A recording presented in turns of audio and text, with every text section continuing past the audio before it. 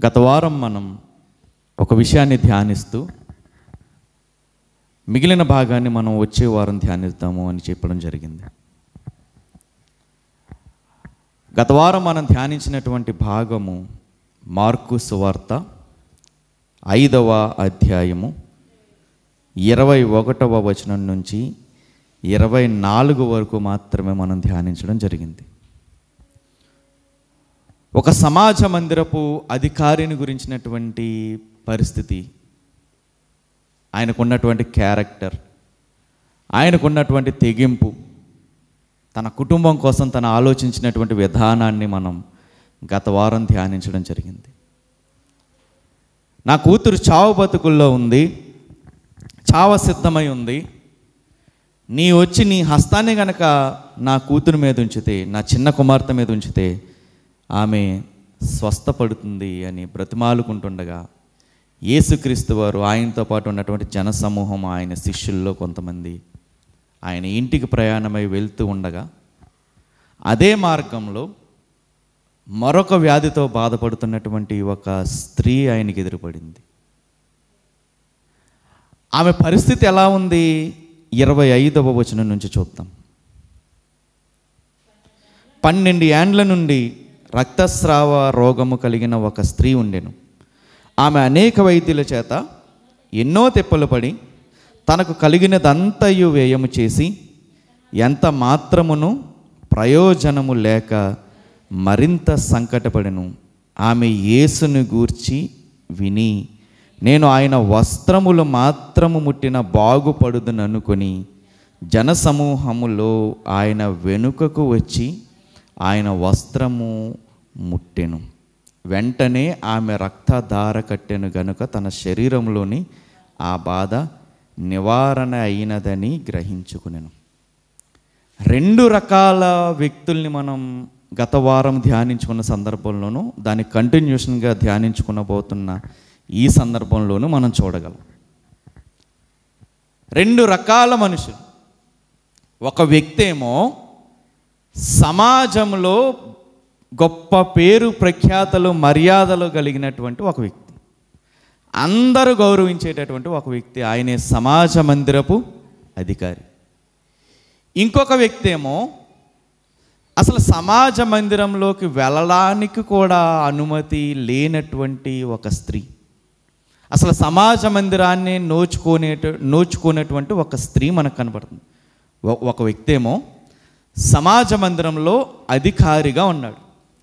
ఆ సమాజ మందిరంలో ఏది జరగాలన్నా ఈయన పర్మిషన్ లేకుండా జరగదు. ఒక వ్యక్తి ఏమో ఎల్లప్పుడూ మందిరంలో ఉండేటటువంటి వ్యక్తి. ఇంకొక వ్యక్తి ఏమో అసలు మందిరానికే వెళ్ళడానికి అనుమతి లేనటువంటి ఒక స్త్రీ. 2 రకాల వ్యక్తులు మనకు కనపడుతున్నారు. గౌరవ మర్యాదలు కలిగినటువంటి ఒక వ్యక్తి, అసలు సమాజంలోకి వెళ్ళడానికే ఇబ్బంది పడేటటువంటి ఒక వ్యక్తి మనకి కనపడుతున్నారు. ఈ స్త్రీ గురించి మనం చూస్తే 25వ అధ్యాయంలో ఈ స్త్రీ గురించి చూస్తే ఆమె 12 సంవత్సరాల నుంచి బలహీనపడుతూ ఉందంట. ఇంకా ఏంటి అంటే అనేక మంది వైద్యుల చుట్టూ తిరుగుతుంది. చుట్టూ తిరుగుతున్నా కానీ ఏమన్నా ఫలితం ఉందా? అక్కడ రాయబడిన మాట చూడండి, 25వ వచనం లాస్ట్. వైద్యుల చేత ఎన్నో తిప్పలు పడింది. జాగ్రత్తగా ఆలోచిద్దాం. మన రోగం లేదా వ్యాధి వచ్చినప్పుడు మన వైద్యుల దగ్గరికి వెళ్తే బాగుపడతాం కదా. కానీ ఇక్కడ రాయబడిన మాట ఏంటి? అనేక వైద్యుల చేత ఎన్నో తిప్పలు పడిందండి. 12 సంవత్సరాల నుంచి ఉన్నటువంటి ఆ బలహీనత చూడండి. ఈవిడ పరిస్థితి ఎలా ఉందంటే, మొట్టమొదట శారీరకంగా బలహీనపడిపోయింది. ఎందుకంటే మన శరీరంలో రక్తం తగ్గింది అని, రక్తం పాయింట్స్ తక్కువ ఉన్నాయంటే వెంటనే ఏం చేస్తారు? మనకి రక్తం ఎక్కించేటటువంటి పరిస్థితి. 12 సంవత్సరాల నుంచి ఈమె రక్తం లాస్ అవుతుందంటే, బ్లడ్ లాస్ అవుతుందంటే ఎలా ఉండుంటుంది ఈవిడ పరిస్థితి? శారీరకంగా బలహీనురాలు అయిపోయింది. ఒకవేళ శారీరకంగా బలహీనత అయ్యిందంటే అనుకోవచ్చు. రెండవది మానసికంగా కూడా కృంగిపోయినటువంటి పరిస్థితి ఈవిడిది. ఇక మూడవది, పోనీ ఏమన్నా ఆర్థికంగా ఏమన్నా కొంచెం బలంగా ఉందా అంటే ఆ డబ్బులన్నీ దేనికి ఖర్చు అయిపోయినాయి అంటే 26వ వచనం, తనకు కలిగినదంతయు వ్యయము చేసి ఎంత మాత్రమును ప్రయోజనము లేక మరింత సంకటపడింది. పోనీ డబ్బులు ఖర్చు అయినాయి కదా, ఆరోగ్యం ఏమైనా కుదిరిపడ్డదా అంటే ఏమైంది? ఆరోగ్యం ఇంకా దారుణంగా తయారైంది. శారీరకంగా బలహీనురాలైపోయింది, మానసికంగా కృంగిపోతుంది జనం మధ్యలోకి వెళ్ళాలంటే. మూడవది, ఆర్థికంగా కూడా నలిగిపోయినటువంటి ఒక స్త్రీ మనకు కనపడుతుంది. ఈ స్త్రీలో ఏదైతే పరిస్థితులు చోటు చేసుకుంటున్నాయో, ఒక సాధారణమైనటువంటి మనిషి జీవితంలో ఉండే పరిస్థితులా కాదా? శారీరక అనారోగ్యం ప్రతి ఒక్కరికి వస్తుంది. మానసికమైనటువంటి కృంగుబాటు కూడా మనకి పక్కన చుట్టూ ఉన్నటువంటి మనుషుల వల్ల మనకి ఖచ్చితంగా వస్తుంది. ఆర్థికపరమైనటువంటి ఇబ్బందులు కూడా ఖచ్చితంగా ప్రతి మనిషికి ఉంటాయి. ఈ స్త్రీలో ఏవైతే పరిస్థితులు ఉన్నాయో ఆవిడ జీవితంలో, ప్రతి ఒక్కరి జీవితంలో కూడా అవే పరిస్థితులు ఉంటాయి. ఏ వ్యక్తి జీవితాన్ని మనం తట్టి చూసినా ఈ మూడిట్లో ఖచ్చితంగా ఏదో ఒక దాంతో బాధపడుతున్న వ్యక్తిని మనం చూస్తాం. డబ్బు ఉంది కదా అనుకుంటే వాళ్ళకి ఏముండకపోవచ్చు, ఆరోగ్యం ఉండకపోవచ్చు. ఒకళ్ళకి ఆరోగ్యం ఉంది కదా అంటే ఏముండకపోవచ్చు, డబ్బు ఉండకపోవచ్చు, లేదా మానసికమైనటువంటి శాంతి సమాధానాలు వాళ్ళకి లేకపోయి ఉండొచ్చు. సో ఈవిడి జీవితం కూడా అదే. ఆ యాయీరు గారి కుమార్తె విషయాన్ని, ఈ స్త్రీ విషయాన్ని పక్కన పెట్టి చూస్తే వీళ్ళిద్దరి జీవితాల్లో కొన్ని సిమిలారిటీస్ మనకు కనబడతాయి. ఏంటా సిమిలారిటీస్ అంటే, వీళ్ళిద్దరు కూడా ఎలా పిలువబడ్డారంటే ఈ సందర్భాల్లో కుమార్తెలుగానే పిలువబడ్డారు. ఈ 12 ఏళ్ల ప్రాయం ఉన్నటువంటి ఈ చిన్న పిల్ల కూడా కుమార్తెగానే సంబోధించబడింది. ఈ 12 ఏళ్ల నుంచి రక్తస్రావం వ్యాధితో బాధపడుతున్నటువంటి ఆ స్త్రీ, బలహీనతతో బాధపడుతున్న ఆ స్త్రీ కూడా కుమార్తెగానే పిలువబడింది. అంటే ఒకే సందర్భంలో ఇద్దరు కుమార్తెల్ని యేసుక్రీస్తు వారు ఏం చేస్తున్నారంటే స్వస్థపరుస్తున్నారు ఒకే రోజున. చూడండి 23వ వచనం, నా చిన్న కుమార్తె చావనయ్యున్నది అని ఇక్కడ సంబోధించబడింది. ఇక ఈమెను కూడా యేసుక్రీస్తు వారు ఎలా పిలుస్తున్నారు? 34వ వచనం, అందుకు ఆయన, కుమారి, నీ విశ్వాసము నిన్ను స్వస్థపరిచెను. మొట్టమొదట వీళ్ళిద్దరిలో మనం చూస్తున్నటువంటి మొట్టమొదటి సిమిలారిటీ ఏంటి అంటే, వీళ్ళిద్దరు కూడా ఎలా సంబోధించబడ్డారు? కుమార్తెలుగానే సంబోధించబడ్డారు. అది ఫస్ట్ది. రెండవది, వీళ్ళిద్దరిలో ఉన్నటువంటి కామన్ పాయింట్ ఏంటి అంటే, ఆనాటి సమాజం దృష్టిలో వీళ్ళిద్దరూ కూడా ఎలా ఉన్నారంటే అపవిత్రమైనటువంటి వారిగానే ఉన్నారు. ఆనాటి సమాజపు దృష్టిలో గురించి మాట్లాడుతున్నాను. ఎలాగా? ఈ చిన్న పాప యేసుక్రీస్తు వారు వెళ్ళేసరికి బ్రతుకుందా, చనిపోయిందా? చనిపోయింది. ఆనాటి యూదుల సాంప్రదాయం ప్రకారం ఎవరైనా ఒక శవాన్ని ముట్టుకుంటే వాళ్ళు అపవిత్రపరచబడతారు. ఆనాడు ఉన్నటువంటి లా ప్రకారం, ధర్మశాస్త్రం ప్రకారం చనిపోయిన వ్యక్తిని పట్టుకోవాలి అంటే ఆ పట్టుకున్న వ్యక్తి కూడా ఏమవుతాడు? అపవిత్రమవుతాడు ఆనాటి సమాజం ప్రకారం. ఈ స్త్రీని కూడా చూస్తే, ఈ స్త్రీకి ఉన్నటువంటి ఈ రక్తస్రావ రోగము వల్ల ఈ స్త్రీ కూడా ఆనాటి సమాజపు దృష్టిలో ఎలాంటిది? అపవిత్రమైనటువంటి వ్యక్తిగానే చిత్రీకరించబడింది. జాగ్రత్తగా చూద్దాం. మొదటి బిడ్డేమో చనిపోయింది కాబట్టి ఎలా చిత్రీకరించబడుతుంది? అపవిత్రరాలుగా చిత్రీకరించబడుతుంది. చూద్దాం అది ఒకసారి. సంఖ్యాకాండం 19వ అధ్యాయము, సంఖ్యాకాండము 19వ అధ్యాయము 11వ వచనం నుంచి.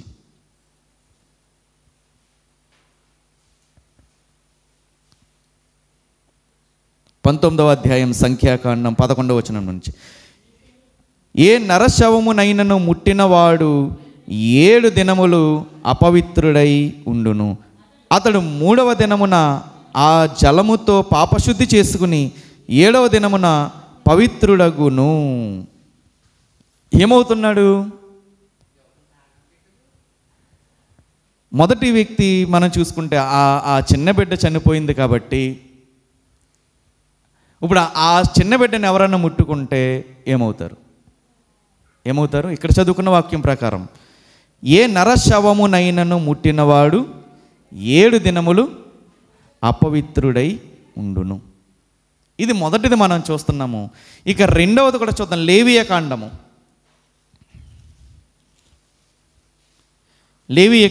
15వ అధ్యాయము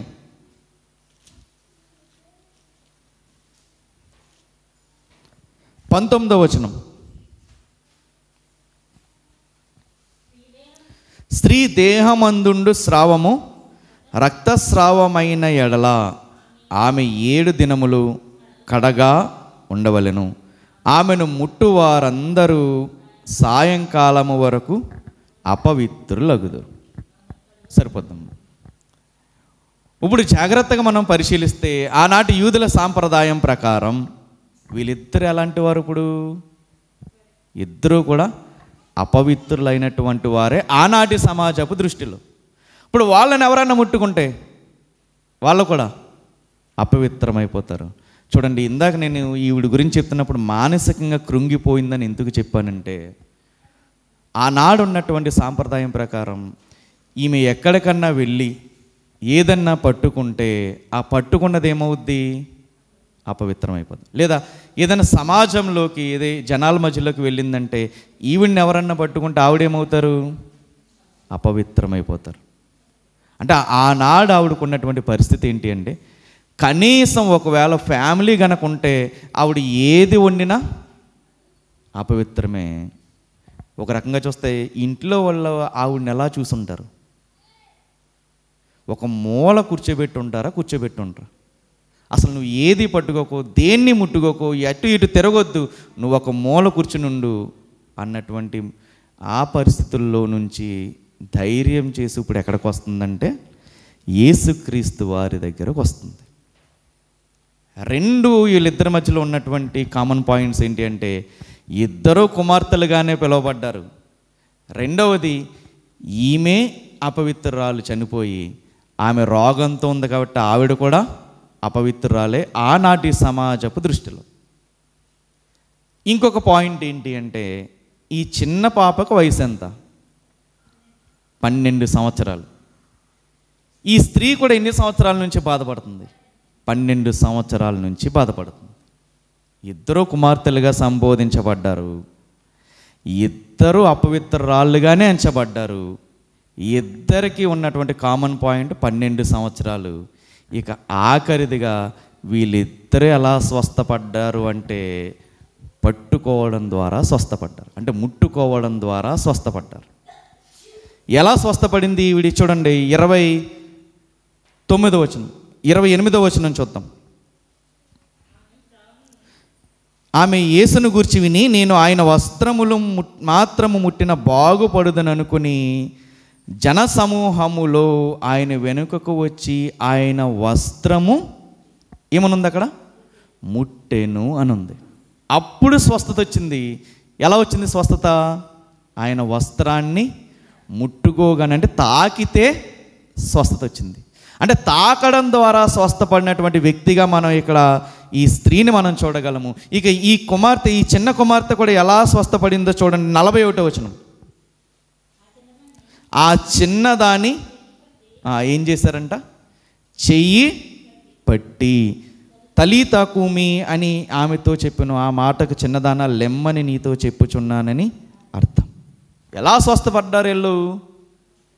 తాకడం ద్వారా. అంటే యేసుక్రీస్తు వారి యొక్క స్పర్శ తగలగానే ఏమైంది? స్వస్థత వచ్చింది. మరి ఏం నేర్పుతుంది ఈ పాఠం? ఈ సందర్భం మనకు నేర్పుతున్నటువంటి పాఠం ఏంటి? పాఠం అంటే, ఎలా స్వస్థత వచ్చింది? పట్టుకోగానే స్వస్థత వచ్చింది. అంటే యేసుక్రీస్తు వారి యొక్క స్పర్శ తగిలితే ఎటువంటి రోగం అన్న ఏమవుద్ది? మన నుంచి దూరం అయిపోద్ది. యేసుక్రీస్తు వారి యొక్క స్పర్శ తగిలితే శారీరకంగా బలహీనంగా ఉన్న మనం ఏమవుతాం? బలవంతులం అవుతాం. యేసుక్రీస్తు వారి యొక్క స్పర్శ మనకు తగిలితే మానసికంగా కృంగిపోయిన మనకి మానసికమైనటువంటి ఉల్లాసం ఖచ్చితంగా వస్తుంది. ఆ యేసుక్రీస్తు వారి యొక్క స్పర్శ మనకు తగిలితే నమ్మండి ఈ మాట, ఏ కుటుంబం అయితే ఆర్థికంగా నలిగిపోతుందో ఖచ్చితంగా దేవుడు ఆ కుటుంబాన్ని వృద్ధిలోకి తీసుకొస్తాడు. యెహోవా యందు భయభక్తులు కలిగిన వాడు ఇలాగు ఆశీర్వదించబడును. నిశ్చయముగా నీ చేతుల కష్టార్జితాన్ని నీవు అనుభవించదు, నీవు ధన్యుడవు, నీకు మేలు కలుగుతుంది. ఆ యేసుక్రీస్తు వారి యొక్క స్పర్శ మనకు తగలాలంటే, ఆ ఆత్మీయత యొక్క సెగ మనకు తగలాలంటే ఎప్పుడు కూడా మనం మందిరాన్ని విడిచిపెట్టే వారిగా మనం ఉండకూడదు. ఎప్పుడు నిరంతరము కూడా ఆయన మందిరాన్ని అంటిపెట్టుకుని, ఆయన వాక్యాన్ని అంటిపెట్టుకుని, ఆయన్ని ధ్యానిస్తూ ప్రార్థన చేస్తూ మన జీవితాన్ని మనం గడపగలిగితే ఖచ్చితంగా ఆ రోజు ఎలాగైతే దేవుడు వాళ్ళని స్వస్థపరిచాడో, ఈరోజు అన్ని విధాలుగా దేవుడు మనల్ని స్వస్థపరిచి ఆరోగ్యము బలం ఇచ్చి వృద్ధిలోకి తీసుకొస్తాడు. ఖచ్చితంగా తీసుకొస్తాడు. మనం ఇవన్నీ కూడా మనం చేస్తూ ఉంటే, మనం నమ్ముకున్నటువంటి దేవుడు ఎలాంటి వారు అన్నది ఈ స్త్రీ సందర్భం చూస్తే మనకి ఇంకా అర్థమవుతాయి. ఈ స్త్రీ వెళ్ళి ఏ వ్యక్తినైతే పట్టుకుందో ఆ వ్యక్తి ఏమవుతారు? అపవిత్రురాలు అయిపోతుంది. ఇప్పుడు ఎవరినైతే ఏ వస్తువునైతే ముట్టుకుందో ఆ వస్తువు ఏమైపోద్ది? అపవిత్రత అయిపోద్ది. కానీ మనం ఆరాధించేటటువంటి యేసుక్రీస్తు వారిలో ఉన్న ఒక సద్గుణం, ఒక మంచి గుణం ఏంటి అంటే, అపవిత్రురాలిగా సమాజంలో ఎంచబడింది. నలుగురిలోకి వెళ్ళడానికి కూడా ముఖం చెల్లట్లా, తల ఎత్తుకోలేనటువంటి పరిస్థితి ఆమెకు ఉన్నటువంటి బలహీనతను బట్టి ధైర్యం చేసింది. ధైర్యం చేసి అపవిత్రురాలిగా ఎక్కడికి వచ్చింది? ఇప్పుడు యేసుక్రీస్తు వారి దగ్గరికి వచ్చింది. ఈ అపవిత్రురాలైనటువంటి ఈ స్త్రీ యేసుక్రీస్తు వారి యొక్క వస్త్రపు చెంగుని ముట్టుకోగానే ఏమైంది? పవిత్రురాలిగా మారిపోయింది. మనం ఆరాధించి అసలు బైబిల్కి కానీ యేసుక్రీస్తు వారికి కానీ ఉన్నటువంటి అద్భుతమైన గుణం ఏంటి అంటే, బయట లోకంలో ఎంత పాపం చేసినా, నలుగురి చేత చీ అనిపించుకున్నా, వాటన్నిటిని పక్కన పెట్టి ఏమనుకుంటారో నేను ఇప్పుడు మందిరానికి వెళ్తే అన్న దాన్ని పక్కన పెట్టేసి ధైర్యం చేసి ఒక్కడుగు గనక మనం దేవుని వైపు, మంచి వైపు వేయగలిగితే అప్పటి వరకు తిట్టిన నోరేమవుద్ది? పొగడడం మొదలు పెడుతుంది. అప్పటి వరకు తలదించుకున్నటువంటి ఆ తల అప్పుడు తల ఎత్తుకుని నలుగురిలోనూ ధైర్యంగా నడవగలిగేటట్టుగా చేసే సత్తా ఎవరికి ఉందంటే వాక్యానికి ఉంది. మనం ఆరాధించేటటువంటి దేవుడికి ఉంది. మనం ఆరాధించి ఈ దేవుడు ఎలాంటి వాడు అంటే స్వస్థపరిచేటటువంటి వాడు.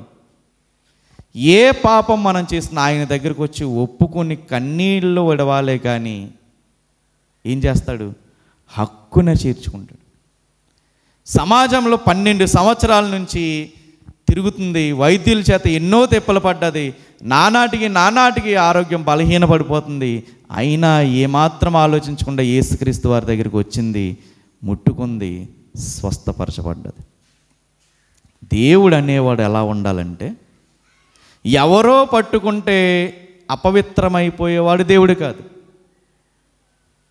అపవిత్రమైన వాడు వచ్చి ఆయన్ని పట్టుకుంటే ఆ పట్టుకున్నవాడు కూడా పవిత్రుడిగా మార్చేటటువంటి వాడే దేవుడు. ఆ దేవుడే మనం ఆరాధించే యేసుక్రీస్తు వారు. అపవిత్రమైపోయేవాడు దేవుడే కాదు, పవిత్రులనుగా మార్చేవాడే దేవుడు. సమాజం అంతా అపవిత్రాలు అన్నది, దానికి దూరంగా ఉన్నట్టు, దాని దూరంగా ఉన్నది, దాన్ని పట్టుకోవద్దు అని ఎన్ని మాటలు పడి ఉంటుంది 12 సంవత్సరాలు. ఏ చిన్నపిల్లనన్నా చూసి కనీసం వాళ్ళని ముద్దాడాలనిపిస్తే దగ్గరికి పంపుంటారా? ఎన్ని అవమానాలు. ఎప్పుడైతే ఆమె యేసుక్రీస్తు వారి దగ్గరికి వచ్చిందో ఆ అవమానాలు అన్నీ కూడా ఎలా మారిపోయినాయి? పూదండలుగా మారిపోయినాయి. వచ్చింది వెంటనే వచ్చి ఇక్కడ రాయబడిన ఒక అద్భుతమైన మాట చూడండి, 27వ వచనం. ఆమె యేసును గూర్చి విన్నాదంట. ఒక్కసారి మనం ఆగి ఆలోచిద్దాం. ఈవిడ పరిస్థితి చూస్తే ఎక్కడికి వెళ్ళకూడదు, ఎవరిని పట్టుకోకూడదు అన్నది ఆనాటి సమాజపు ఆలోచన. అలాంటి ఆమెని గుళ్ళోకి రానిస్తారా? చెప్పాలి. రానివ్వరు. అంటే వెలివేయబడినటువంటి ఒక స్త్రీగా ఉన్న ఏది వినడం మానలేదు ఆవిడ? దేవుని గూర్చినటువంటి వార్త వినడం మానల. నేను అనుకుంటుంది ఒక విషయం చెప్తాను, దీనికి సంబంధించినటువంటి ఒక విషయం. ఈమె ఏమిన్నది? ఆమె యేసును గూర్చి విన్నది. విన్న తర్వాత ఆయన వస్త్రములు మాత్రం ముట్టినా బాగుపడుదును అనుకున్నది. అంటే ఈమె ఖచ్చితంగా ఒక మాట వినుండొచ్చు. ఏం వినుండొచ్చు అంటే, ఆయన ముట్టుకుంటాం మాత్రమే కదా, ఆయన వస్త్రాలు పట్టుకున్న నాకు స్వస్థత వచ్చేస్తుంది అనేటటువంటి ప్రసంగము ఎక్కడో ఒక చాటు వినుండొచ్చు. ఆ విశ్వాసం ఆవిడని ఎక్కడ నడిపించింది?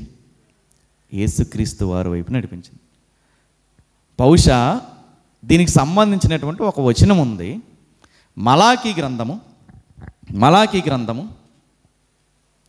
4వ అధ్యాయము 2వ వచనం.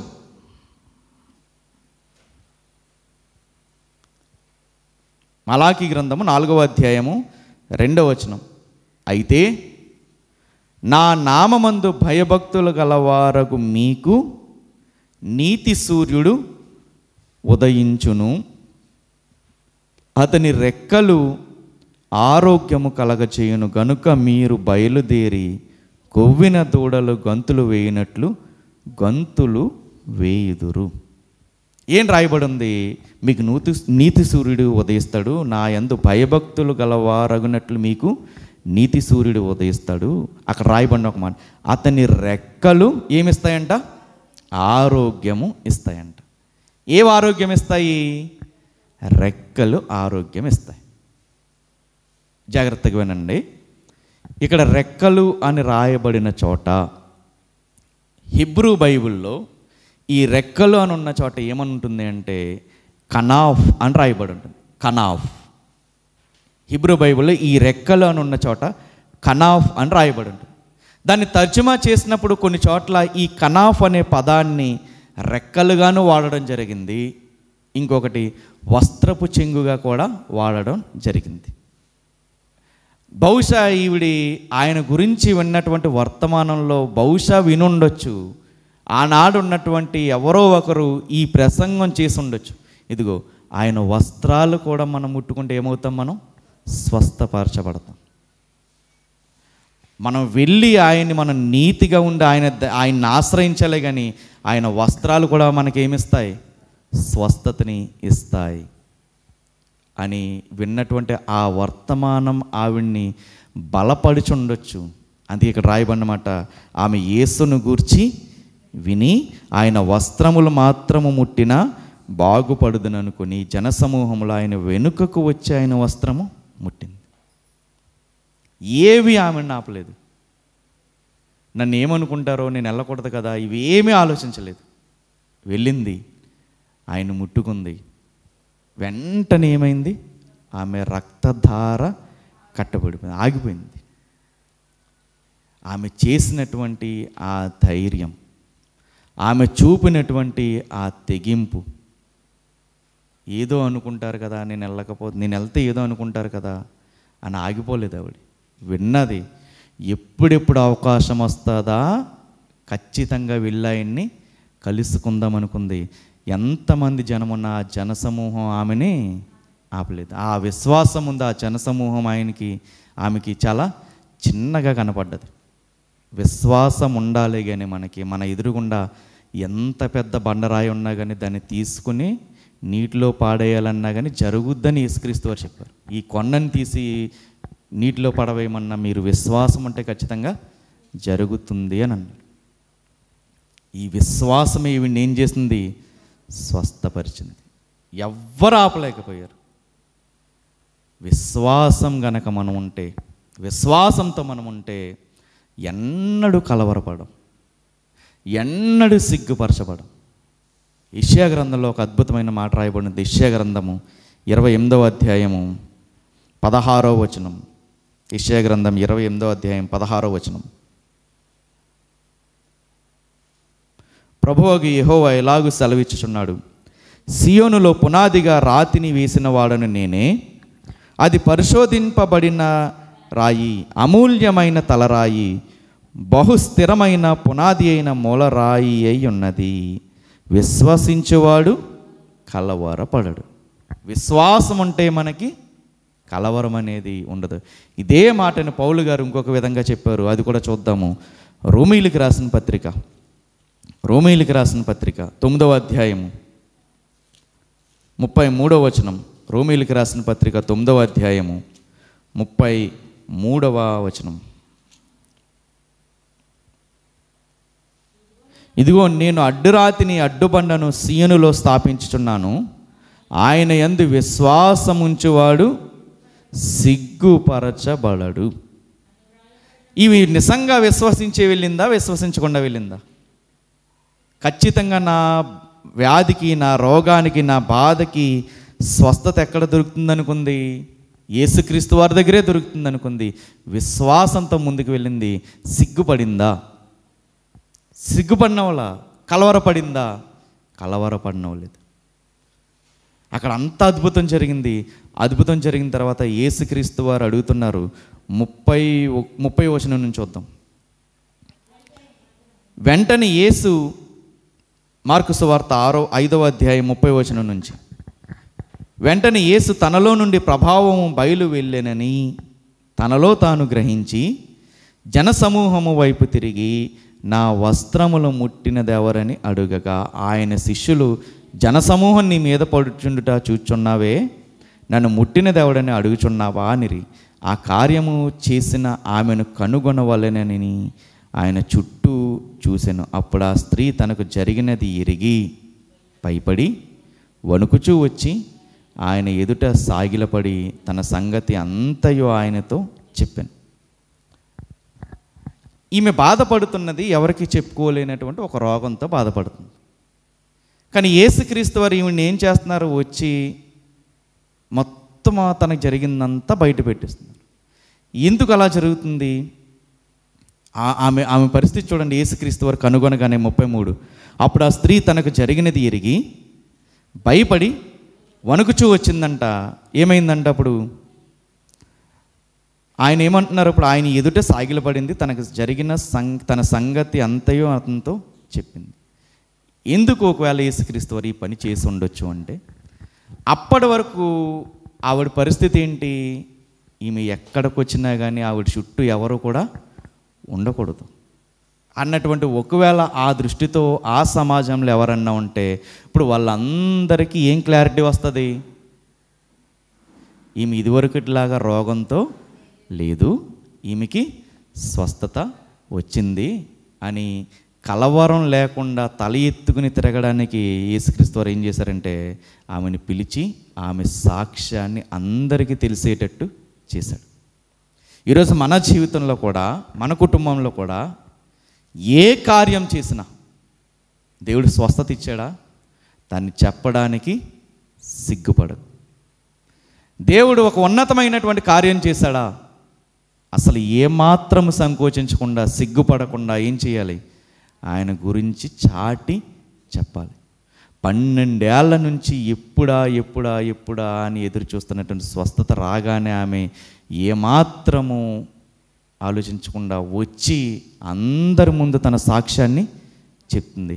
ఆ చెప్పిన తర్వాత యేసుక్రీస్తు వారు అన్నారు, కుమారి, నీ విశ్వాసము నిన్ను స్వస్థపరచును, సమాధానము గలదానవై పొమ్ము, నీ బాధ నివారణ అయి నీకు స్వస్థత కలుగును గాక అని ఆమెతో చెప్పింది. మానసికంగా కృంగిపోయిన ఆమెకు ఇప్పుడు ఏమొచ్చింది? స్వస్థత వచ్చేసింది, సమాధానము వచ్చేసింది. ఇక నువ్వు ఎన్నడూ కూడా బాధపడద్దు, నీకు స్వస్థత కలుగుతుంది. ఇంకా నువ్వు ఏ డాక్టర్ దగ్గరికి వెళ్ళాల్సిన అవసరం లేదు. నీకు ఇప్పుడు వరకు ఖర్చు చేసిన డబ్బులు చాలు, ఇక నుంచైనా నువ్వు శాంతి సమాధానాలతో బ్రతుకుతావు అని ఒక వాగ్దానాన్ని దేవుడు ఇచ్చేశాడు వాడు. ఇది దారి మధ్యలో జరుగుతున్నటువంటి సందర్భం. ఇప్పుడు అదే సందర్భంలో ఎవరున్నారు? ఆయన పిలిచినటువంటి యాయీరు గారు ఉన్నారు, యేసుక్రీస్తు ఉన్నారు, జనసమూహం ఉంది, శిష్యులు ఉన్నారు. జాగ్రత్తగా వినాలి. ఆ సందర్భంలో ఎవరెవరు ఉన్నారు? యాయీరు ఉన్నారు, రక్తస్రావంతో బాధపడుతున్నటువంటి స్వస్థపడిన ఆ స్త్రీ ఉంది. ఇంకెవరున్నారు? యేసుక్రీస్తున్నారు, శిష్యులు ఉన్నారు, జనసమూహం ఉంది. ఇప్పుడు జాగ్రత్తగా చూడండి, ఆ స్వస్థతని కల్లారా చూసిన వారిలో యాయీరు ఉన్నారా లేదా? దారి మధ్యలో జరిగిన ఆ స్వస్థతని చూసేటటువంటి ఆ గుంపులో ఆయన పిలిచినటువంటి యాయీరు కూడా ఉన్నారు. చూద్దాం నెక్స్ట్ మాట, 35వ వచనం. ఆయన ఇంకనూ మాట్లాడుతున్నారంట. ఎవరితో? ఆ సమాజంతోనూ లేదా అక్కడ ఉన్నటువంటి స్త్రీతో ఇంకా మాట్లాడుతూ ఉన్నారంటే ఒక తండ్రిగా ఆయన మైండ్ ఎలా ఉండుంటుంది? ఇప్పుడు మనమే ఉన్నాం, ఇంట్లో ఎవరికి ఒంట్లో బాగోలేదు, డాక్టర్ని పిలిచాం, డాక్టర్తో పాటు మనం కూడా వెళ్తున్నాం. ఇప్పుడు డాక్టర్ వస్తా దారిలో ఉన్న వాళ్ళు అందరు నాకు అమ్మ ఎలా ఉన్నావు, భోజనం చేసావా, ఎన్ని అడుగుతూ వస్తున్నారు అనుకుందాం, మనకి ఎలా ఉంటుంది చెప్పండి? ఒక పక్కనేమో మనకి ఇంట్లోనేమో పరిస్థితి బాగోలేదు, పరిస్థితి బాగోకపోతే పరుగున వచ్చి డాక్టర్ గారిని తీసుకెళ్తున్నాం. ఆయన ఏం చేస్తున్నాడంటే కనపడాలి ప్రతి ఒక్కరి దగ్గర బండాపు ఎలా ఉన్నావు అని అడుగుతున్నారు. మనకి ఎలా ఉంటుంది? ఆ ఇంటి దగ్గర ఏమవుతుందో, ఆ ఇంటి దగ్గర ఉన్న వాళ్ళ పరిస్థితి ఎలా ఉందో ఏంటో టెన్షన్ వస్తుందా రాదా? ఓ పక్కన డాక్టర్ మీద కోపం వస్తుంది, ఓ పక్కన టెన్షన్ వస్తుంది. ఈ తండ్రి కూడా అలా ఉంటాడో ఉండడా? ఈయనేంటి నేనేదో బ్రతిమాలుకుని త్వరగా రమ్మని బ్రతిమాలుకుని ఉంటే దారిలో వెళ్ళి వాళ్ళు అందరినీ స్వస్థపరుస్తున్నారు, పైగా స్వస్థపరిచి వదిలేయకుండా ఇంకా మాట్లాడుతున్నారు ఏంటి అని ఆలోచించుకుంటుంటే చూడండి ఏం జరిగింది. 35వ వచనం. ఆయన ఇంకనూ మాట్లాడుచుండగా సమాజ మందిరపు అధికారి ఇంట నుండి కొందరు వచ్చారు. ఇప్పుడు చూడండి, ఆ కొందరు వస్తున్నారంటే ఈ తండ్రికి ఏమి అర్థమైపోయి ఉంటుంది?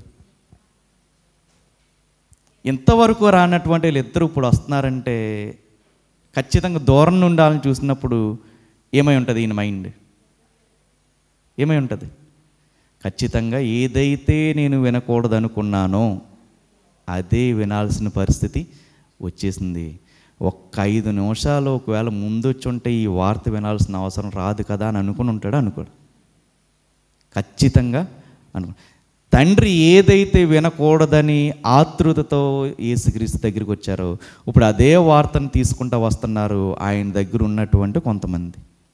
ఇంట నుండి వచ్చారంట. చూడండి, ఇంట నుండి కొందరు వచ్చి నీ కుమార్తె చనిపోయింది, నీవిక బోధకుని ఎందుకు శ్రమ పెట్టుదువు? అప్పుడు యేసుక్రీస్తు అంటున్నారంట, యేసు వారు చెప్పిన మాట లక్ష్య పెట్టక భయపడకము, నమ్మిక మాత్రం ఉంచుమని సమాజ మందిరపు అధికారితో చెప్పారు. మన పరిస్థితి కూడా అంతే. మన కళ్ళ ముందు ఎన్ని అద్భుతాలు మనం చూసినా మన వరకు వచ్చేసరికి మనం ఏమవుతాం? బలహీన పడిపోతాం. ఒక మానవుడిగా మన సైకాలజీనే చెప్తున్నారు ఇక్కడ. ఎదుటి వాళ్ళ కుటుంబాల్లో మన కళ్ళ ఎదురుగుండానే జరుగుతాయి అద్భుతాలు, మనం చూస్తాం, దానికి సజీవ సాక్ష్యాలుగానే మనం ఉంటాం. కానీ మన ఇంట్లోకి వచ్చేసరికి మనం ఏమవుతాం? భయపడిపోతాం, నీరసించిపోతాం. అందుకని ఇక్కడ అంటున్నారు, వాళ్ళ మాటలు ఏమీ పట్టించుకోవద్దు, నమ్మిక మాత్రం ఉంచు. దానికి ముందు ఏమన్నారు? భయపడొద్దు. భయం ఏం చేస్తుందంటే చిన్న సమస్యను కూడా ఎలా చూపిస్తుంది? పెద్ద సమస్యగా చూపిస్తుంది. నమ్మిక మాత్రం ఉంచేమనుకో పెద్ద సమస్య కూడా ఎలా కనబడుతుంది? చిన్న సమస్యగా కనపడుతుంది. ఇప్పుడు రోగంతో ఉన్నదంటే పోనీ స్వస్థపరిచారు అనుకుంటే ఒక అర్థం ఉంది. ఇప్పుడు ఈ చిన్న బిడ్డ ఏమైంది? ఇప్పుడు చనిపోయింది. ఇంకా మనం నమ్మగలమా నిజంగా? కానీ మనం నమ్మిందే దేవుడు చేస్తాడంటే దేవుడికి ఆయన క్యారెక్టర్ మనం వేస్తాం, మనం అనుకున్నదే జరిగింది అనుకుంటాం మనం. కానీ దేవుడు ఎలాంటి వాడంటే మనం అనుకొనని ఆశ్చర్యకరమైనటువంటి కార్యాలు చేయగలిగిన సత్తా కలిగిన వాడు మనం ఆరాధించేటటువంటి యేసుక్రీస్తు వారు. దేవునికి స్తోత్రం. చూస్తున్నారు, ధైర్యపరచాలనుకున్నాడు, తండ్రిని ధైర్యపరిచాడు. ధైర్యంగా ఇప్పుడు ఇంటికి వస్తున్నారు. ఇంటికి వచ్చేసరికి పరిస్థితి ఎలా ఉంది? 39వ వచనం, 38 నుంచి చదువుతాం. సమాజ మందిరపు అధికారి ఇంటికి వచ్చి వారు గొల్లుగా నుండి చాలా ఏడ్చుచు. ఎలా ఏడుస్తున్నారు? చాలా ఏడుస్తున్నారు, గొల్లుగా ఉన్నారు, ప్రలాపించుచు నుండుట చూచి లోపలికి పోయి మీరెలా గొల్లు చేసి ఏడ్చున్నారు? ఈ చిన్నది నిద్రించుచున్నదే కానీ చనిపోలేదని వారితో చెప్పాను. ఇక్కడ జాగ్రత్తగా ఆగి ఆలోచిద్దాం. కుమార్తె చనిపోయింది, చుట్టూ ఉన్న వాళ్ళు ఏమవుతున్నారు? ఎలా ఏడుస్తున్నారు? చాలా ఏడుస్తున్నారు, గొల్లుని ఏడుస్తున్నారు. ఇప్పుడు యాయిరు ఇంట్లో సమస్య ఉంది. ఓదార్చడానికి వచ్చిన వాళ్ళు ఎలా ఉన్నారు? ఏడుస్తూ ఉన్నారు. నెక్స్ట్ మాట చదువుదాం, మనకు అర్థమవుతుంది వాళ్ళు ఎలా ఏడుస్తున్నారు అనేది. అందుకు 39, లోపలికి పోయి మీరెలా గొల్లు చేసి ఏడ్చుచున్నారు? ఈ చిన్నది నిద్రించుచున్నదే కానీ చనిపోలేదని వారితో చెప్పిన. ఈ ధైర్యపరిచే మాట కాదా? నిజంగా అక్కడ ఉన్న తల్లిదండ్రులు కానీ లేదా వాళ్ళకి దగ్గర సంబంధం ఉన్న వాళ్ళు కానీ ఒక నిజంగా పోన్లే పడుకున్నట్టుంది, బాగా డీప్ స్లీప్లోకి వెళ్ళిపోయి ఉంటుంది అని ఒక ధైర్యం వస్తుందా రాదా? యేసుక్రీస్తు వారు ఇప్పుడు తండ్రిని ధైర్యపరిచారు. ఇప్పుడు ఇంటికి వచ్చిన తర్వాత ఎవరిని ధైర్యపరిచే ప్రయత్నం చేస్తున్నారు? అక్కడ ఉన్నటువంటి జనాన్ని ధైర్యపరిచే ప్రయత్నం చేస్తుంటే అప్పటి వరకు ఎలా ఉన్నారు వీళ్ళు? గొల్లు నీడుస్తున్న వాళ్ళు ఇప్పుడు ఏం చేస్తున్నారో చూద్దాము, చదువుదాం. 40, అందుకు వారు ఆయనను అపహసించిరి. ఏం చేస్తున్నారంట? అపహసిస్తున్నారంట. అంటే యేసుక్రీస్తు వారిని నవ్వుల పాలు చేస్తున్నారంట. ఇంగ్లీష్ బైబిల్లో ఏమని ఉంటుందంటే లాఫ్ ఎట్ హిమ్ అని ఉంటుంది. అపహాస్యం చేస్తున్నారంట. పై వచనంలో ఎలా ఉన్నారు? గొల్లు నేర్చేవాడు వెంటనే ఎలా అపహాస్యం చేస్తాడు? అంటే వీళ్ళు ఏడుస్తున్న ఏడుపులు ఏ ఏడుపులు? ఏ ఏడుపులు? దొంగ ఏడుపులు. మన సైకాలజీయే ఇది, మానవ సైకాలజీ ఇక్కడ పెడతాం. తల్లిదండ్రులు బ్రతుకున్నప్పుడు ఒక్క ముద్ద పెట్టరు. చనిపోయిన వార్త ఎక్కడో దూరంగా ఉన్న వాళ్ళకి తెలుస్తుంది, ఫోన్ చేస్తారు. ఆ ఆటో దిగి రాగానే అలా మొదలు పెడతాడు. అప్పుడే వెళ్ళిపోయావా, అప్పుడే వెళ్ళిపోయావా, అప్పుడే వెళ్ళిపోయావా అంట. ఉంటే చూసి రకాల వీళ్ళు కూడా గొల్లు నేడుస్తున్నారంట. ధైర్యపరిచే ప్రయత్నం చేస్తే వెంటనే ఎలా మారిపోయారంట? అపహాస్యం చేసేస్తున్నారంట. కానీ అవేమీ పట్టించుకోలేదు. చూద్దాం. అపహసించరు. అయితే ఆయన వారిని అందరినీ బయటికి ఎందుకు బయటికి పంపారు? కొంతమంది అర్హత లేని వాళ్ళ ముందు మనం ఎంత చేసినా అదేమవుద్ది? బూడిదలో పోసిన పన్నీరే. ఒక సామెత ఉంటుంది, పందికి పర్ఫ్యూమ్ రాసినా కానీ దానికి ఆ వాసన నచ్చదు. అప్పటి వరకు ఏడుస్తున్నారు. ఏడుస్తూ ఉండగా వెంటనే అపహసించేటటువంటి మూడ్లోకి వచ్చారంటే వీళ్ళు ఎలా ఏడుస్తున్నారు వీళ్ళు? అందుకని ఏం చేశారు? మీరు అందరూ ఇక్కడ ఉండడానికి వీలు లేదు. ఎవరెవరు నుంచారు మరి? ఎవరి నుంచి? అందుకు ఆయనను అపహసించి బయటికి పంపేశారు. ఆ చిన్నదాని తల్లిదండ్రులను తనతో ఉన్న వారిని వెంట పెట్టుకుని ఆ చిన్నది పరుండి ఉన్న గదిలోనికి వెళ్ళారు. వెంటనే చేయి పట్టుకున్నారు, స్వస్థపరిచారు. చనిపోయినటువంటి ఆ బిడ్డని తిరిగి లేపారు. నమ్మవలసిన మాట ఏంటి అంటే, మనం కష్టాల్లో ఉన్నప్పుడు మనతో పాటు బాధపడే వాళ్ళందరినీ చూసి మనం నమ్మాల్సిన అవసరం లేదు.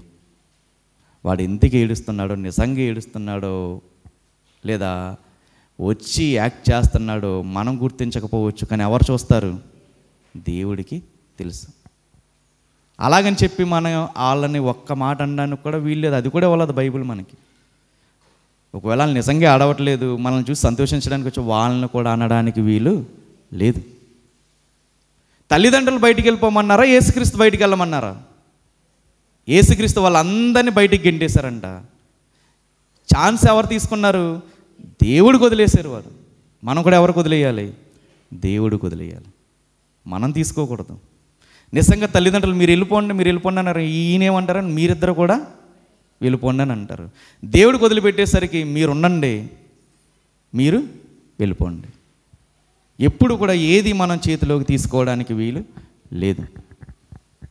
ఈ యాయిరు గారి సందర్భం మనకు నేర్పుతున్నటువంటి పాఠం, ఆ రక్తస్రావం కలిగినటువంటి స్త్రీ మనకు నేర్పుతున్నటువంటి పాఠం.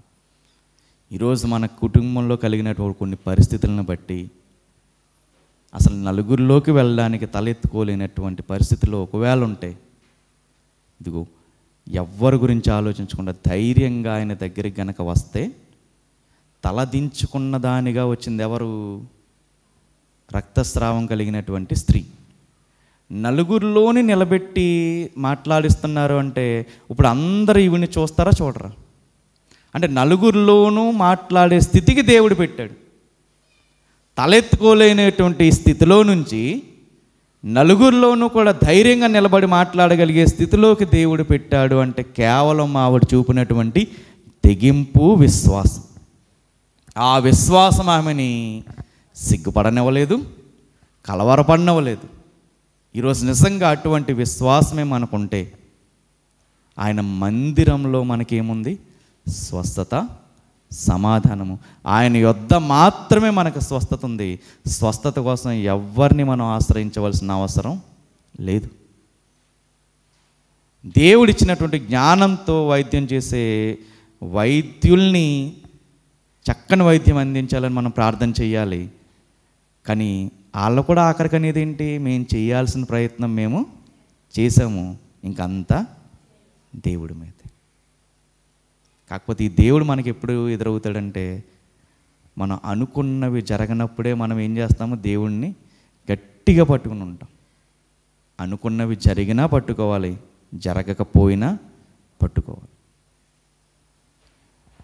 ఏమీ లేకపోయినా ఆయన్ని స్తుతించాలి, అన్నీ ఉన్న ఆయన్ని స్తుతించాలి. నా తల్లి గర్భం నుంచి నేను దిగంబరిగా వచ్చా, దిగంబరిగా వెళ్ళిపోతా. ఆయనే ఇచ్చెను, ఆయనే తీసుకొనెను, ఆయన నామానికి స్తుతి కలుగును గాక. కానీ ఈయన ఏదైతే ఆశించి దేవుడి దగ్గరికి వచ్చాడో ఖచ్చితంగా దేవుడు అది చేసి చూపించాడు. కాకపోతే విచిత్రం ఏంటంటే మనం అనుకున్న టైంలో ఆయన రాడు. ఆయన అనుకున్న టైంలోనే జరుగుద్ది. ఆయన అనుకున్న టైంలో జరిగితే ఆయనకి మాత్రమే ఘనత కాదు, మన కుటుంబానికి కూడా దేవుడు ఏం చేస్తాడు? ఘనత తీసుకొచ్చేదిగానే చేస్తాడు. నిజంగా ఈయన అడిగిన టైంలో వచ్చేసి ఉంటే ఏమవుతును? నీ కూతురికి బలహీనత ఉంది, ఏదో స్వస్థపడ్డదా అని అనుకుందును. కానీ ఈ రేపొద్దున ఈ పిల్ల ఎదుగుతున్నప్పుడు చూసిన ప్రతి ఒక్కడు ఏమంటారు? నువ్వు చచ్చి బ్రతికేవే, నువ్వు చచ్చి బ్రతికావు అని అంటారు.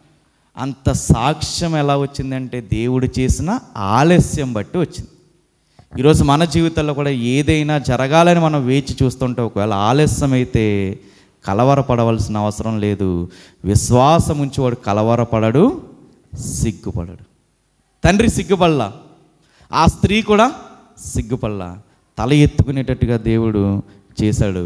ఈరోజు దేవుడు ఖచ్చితంగా మన జీవితాల్లో కూడా ఖచ్చితంగా చేసి తీరుతాడు.